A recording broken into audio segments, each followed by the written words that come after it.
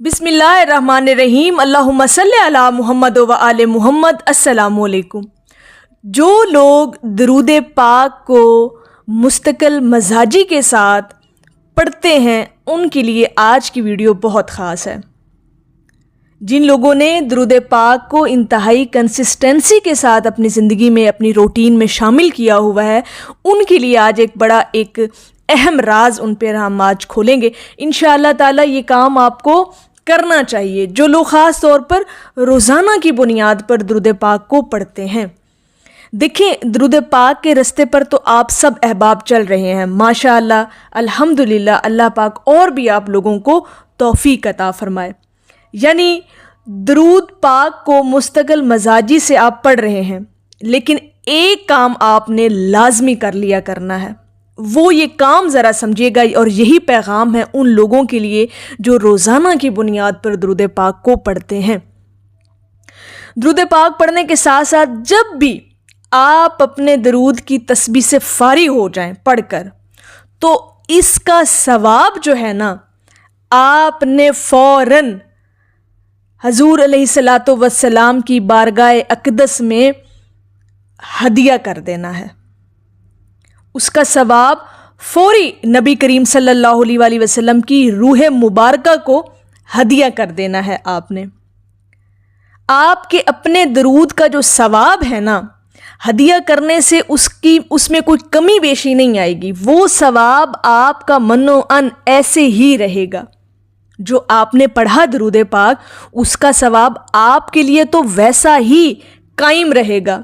लेकिन अगर उस दरूद पाक को पढ़ने के बाद उसका हदिया आप हजूर अलैहिस्सलातु वस्सलाम की बारगाह में पेश कर देंगे, तो यकीन जानें कि जो रहमतों की बारिश आप पर होगी कि आपकी अक्ल हैरान रह जाएगी। ये एक बड़ी ख़ास और राज की बात बताई है आपको। जो लोग मुस्तकिल मजाजी के साथ, कंसिस्टेंसी के साथ, इस्तकामत और खुलूस नीयत के साथ रोज़ाना दरूद पाक पढ़ते हैं।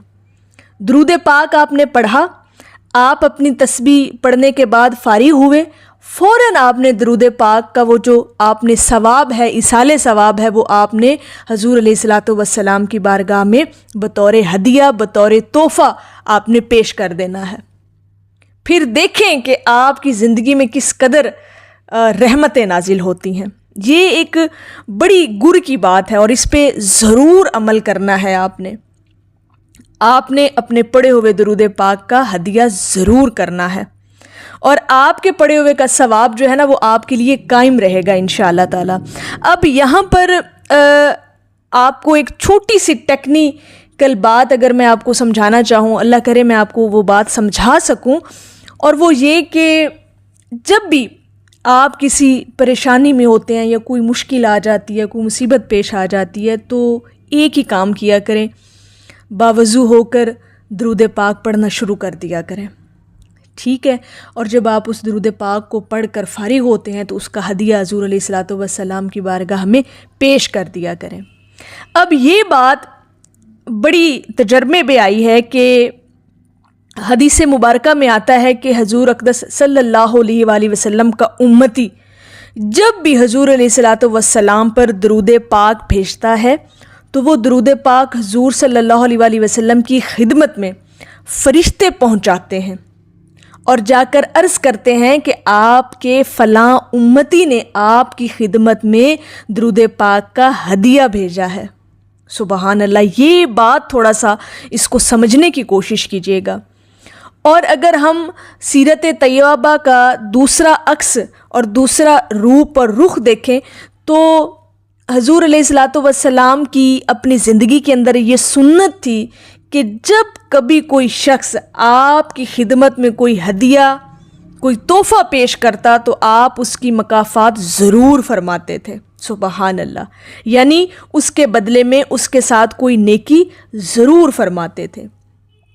अब इन दोनों बातों को मिलाने से, इनको रिलेट करने के बाद ये समझ में ज़रूर आता है कि जब आप हजूर अलैहिस्सलातु वस्सलाम की बारगाह में दरूद पाक का हदिया पेश करेंगे, और आपका वो हदिया, आपका वो तोहफ़ा भेजा हुआ जब फ़रिश्ते حضور علیہ الصلوۃ والسلام کی بارگاہ میں پیش کریں گے کہ آپ کے فلاں امتی نے آپ کی بارگاہ میں درود پاک کا ہدیہ بھیجا ہے، تو آپ سمجھ سکتے ہیں اس بات کو کہ بدلے میں پھر آپ کو کیا ملے گا۔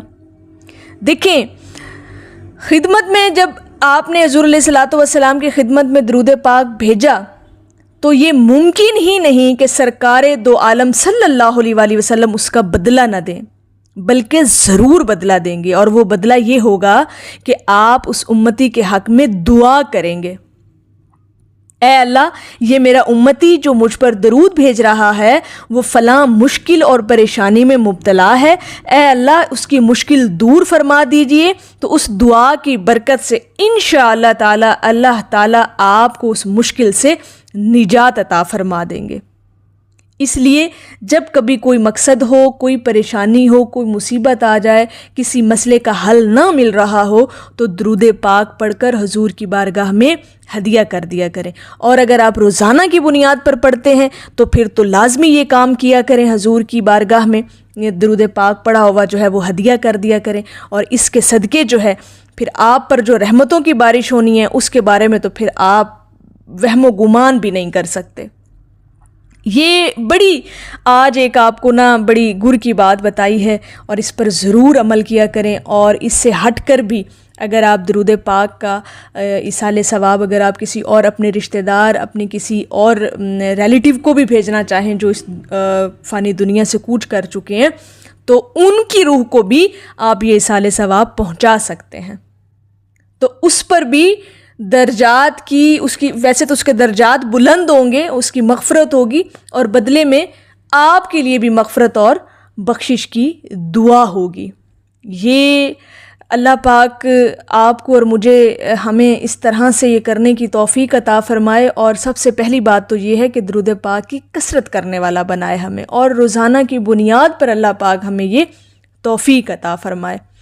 میری اللہ رب العزت کی بارگاہ میں دعا ہے کہ اللہ پاک آپ کو اور مجھے ہر وقت اور ہر سانس کے ساتھ اپنے نبی علیہ الصلوۃ والسلام پر درود پاک پڑھنے کی توفیق عطا فرمائے، آمین یا رب العالمین۔ اور آخر میں ہے کہ درود پاک پڑھنے سے بدل جاتی ہیں تقدیریں، یہ وہ عمل ہے جس میں خدا بھی ساتھ ہوتا ہے۔ ایک دفعہ محبت سے پڑھ لیجئے، صلی اللہ علی حبیبہ محمد و آلہ وسلم۔